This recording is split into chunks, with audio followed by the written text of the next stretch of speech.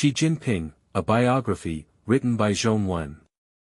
Chapter 9 Xi and Jean Sing, a double act of nuclear fraud against the U.S. empire. Xi Jinping came to power in 2013 and decided his grand international strategy to replace the United States as his enemy and dominate the world.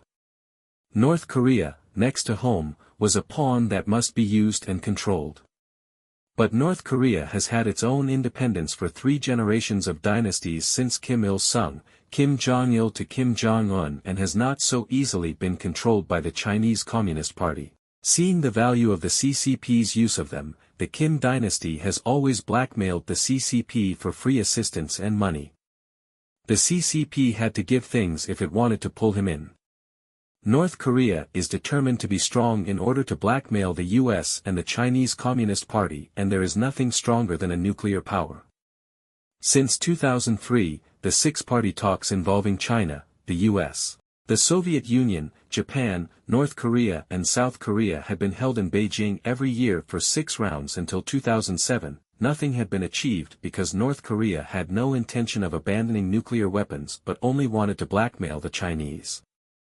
In 2006, North Korea announced a successful nuclear test and conducted the first nuclear explosion, and in 2009, North Korea announced that it was withdrawing from the 6-party meeting, followed by 5 nuclear explosions in 2009, 2012, 2015, 2016 and 2017, which caused a sensation in the world. Further, in 2016, North Korea announced a perfect test explosion of a hydrogen bomb, more powerful than the atomic bombs of the past. The US and Russia have agreed to destroy all the hydrogen bombs they had in 2013, which were expensive to maintain and had a short storage life, and Britain and France had stopped producing them long ago, but only the Chinese Communist Party still has 30 hydrogen bombs. Now little brother Kim is coming up to play rogue blackmail and extortion with hydrogen. But Xi's attitude is ambiguous. Brother Xi is happy that little brother Kim will use the hydrogen bomb to frighten the United States.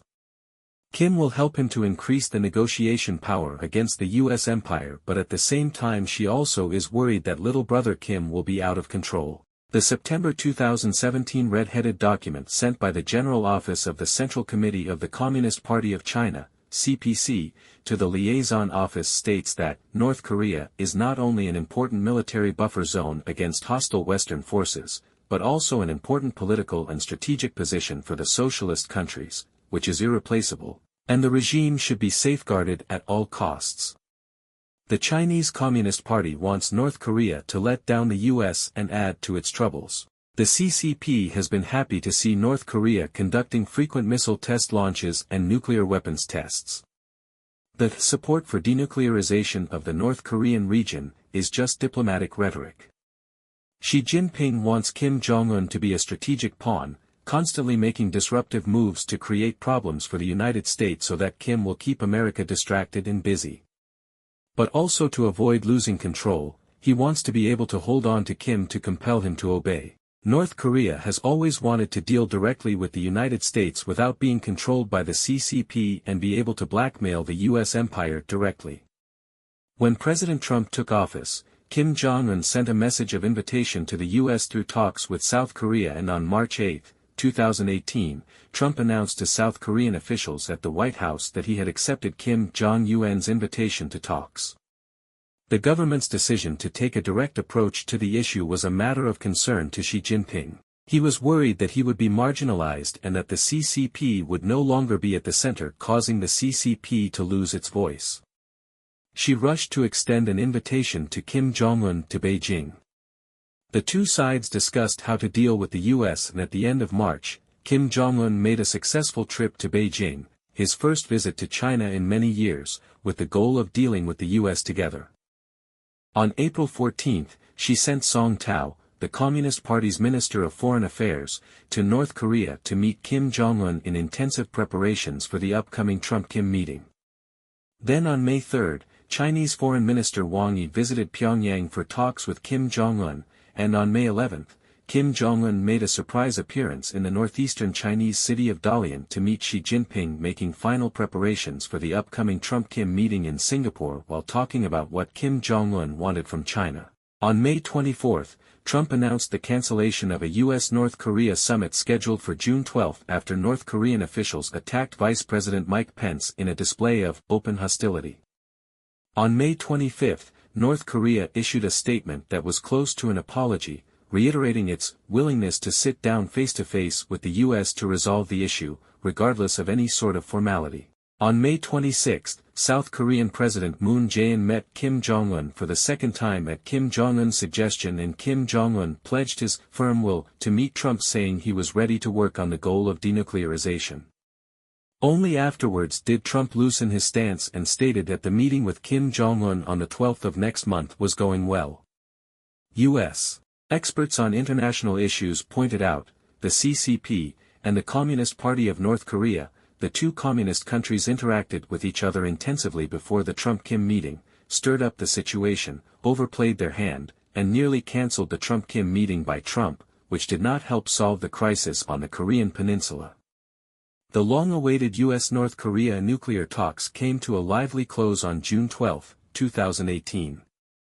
Xi Jinping sent a special plane to Pyongyang to pick up little brother Kim and fly him directly to Singapore. Thousands of journalists from all over the world came from far away. They covered the event intensively, expecting to break the shocking news.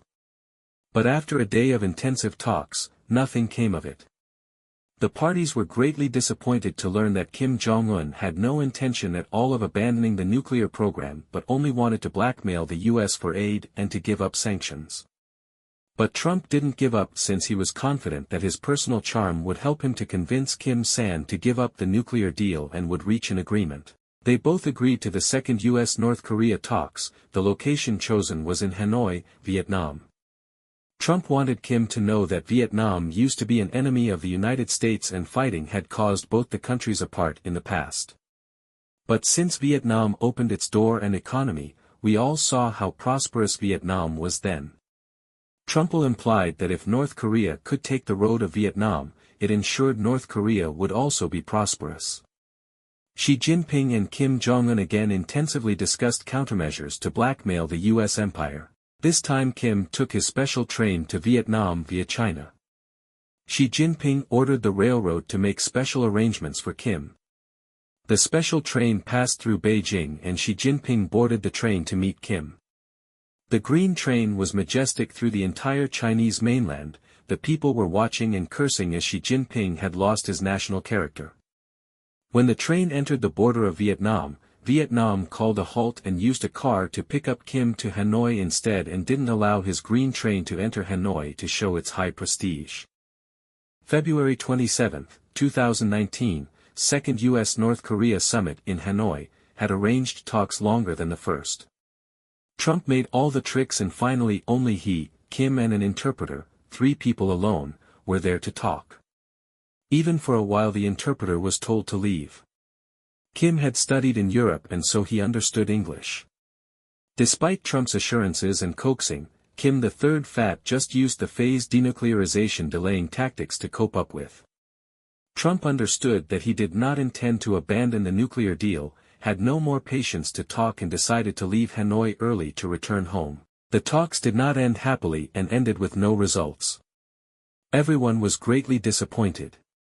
It was later rumored that North Korea executed 4 diplomatic officials and 2 interpreters were sent to labor camps. Kim Jong-un took it out on subordinate officials for not reaping any fruits of lifting U.S. sanctions. The President of the United States lost his national character and actually consumed himself sitting with a rogue regime that had no diplomatic relations. The USA was cheated by North Korea and its backstage boss the CCP. Meanwhile, North Korea lost nothing. North Korea had attained the long-dreamed opportunity of direct negotiations with the United States. This greatly improved its international status, hinting that North Korea and the United States were on an equal footing. In May 2019, 3 months after the Hanoi talks, North Korea launched another long-range ballistic missile demonstration and again in December conducted 2 ground tests at the missile engine test site, again to show that it had increased its nuclear deterrent. The outside world suspects that North Korea is poor and technologically weak, and so how can it have the strength to develop nuclear weapons? And there is still room to export nuclear weapons equipment to Iran and Pakistan. The Chinese Communist Party received nuclear weapons aid from the Soviet Union and had scientists who returned from the United States. It took the CCP 10 years to test the atomic bomb successfully. Even though North Korea had some Soviet aid, which was much less than China. In 2019, Chinese domestic internet rumored that a senior official of the foreign ministry had told overseas that the CCP had helped North Korea to get it up, and that North Korea's nuclear weapons and long-range missiles were even shipped from China to be deployed there. The CCP had sent tens of thousands of scientific and technical engineers to do tests with the North Koreans secretly. Whether the rumors are true or not, the rumors will be confirmed only after the fall of both communist regimes. No one ever doubted that the first subway in Pyongyang was not built by North Korea itself. It was only after 40 years that it was revealed that Mao Zedong had promised Kim Il-sung to help build it in 1966, and all the equipment and engineers used were shipped from Beijing. But after its completion, Kim Il-sung announced that it was self-built. The Chinese Communist Party has long been providing oil, food and almost free aid to North Korea. Kim San visited China twice and Xi Jinping gave 500 billion yuan to feed a soldier against the US. Even if it was a bottomless pit, Xi the Great decided it was worth it. In June 2019, when Kim Jr. invited Big Brother Xi to visit North Korea, 100,000 people in Pyongyang turned out all over the city, singing and dancing along the streets. Kim welcomed Xi the Great for his first visit in unprecedented grandeur, giving Xi unprecedented imperial enjoyment, the most wonderful reward given by Kim III Fat.